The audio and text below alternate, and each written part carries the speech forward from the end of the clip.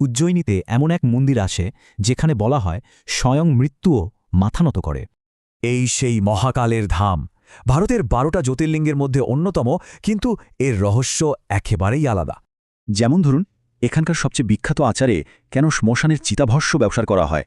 বা কিভাবে এক দেবতাকে নিবেদন করা মদ চোখের পলকে উধাও হয়ে যায়?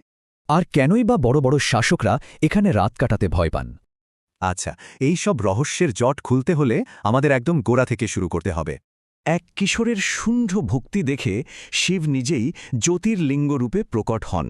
এভাবেই জন্ম হয় মহাকালেশ্বর মন্দিরের। তবে এই মন্দিরের ইতিহাস বারে বারে ধ্বংস আর পুনর্নির্মাণের সাক্ষী। প্রায় 500 বছর তো এটা ধ্বংসস্তূপই ছিল। মন্দিরের ইতিহাসের মতোই এর প্রথাগুলোও বেশ রহস্যময়। চলুন সেই রহস্যগুলোই জেনে নেওয়া যাক। এখানকার ভোর 4টের ভস্ম আরতি কোনো সাধারণ পুজো নয়, এটা জীবনের চরম সত্যের প্রতীক।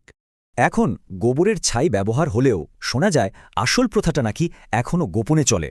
মন্দিরের বাইরেই আছেন এর রক্ষক কাল ভৈরব। তারও আছে এক অবাক করা রহস্য। এখানে মূর্তির মুখে মদের পাত্র ধরতেই মদ উধাও হয়ে যায়, একেবারে চোখের সামনে। বিশ্বাস বলে ভৈরব নিজেই মদ পান করেন, কিন্তু বিজ্ঞানীরা এর কোনো ব্যাখ্যাই খুঁজে পাননি। তবে সবচেয়ে বড় রহস্যটা হল, বলা হয় উজ্জয়িনীর আসল রাজা নাকি স্বয়ং মহাকাল।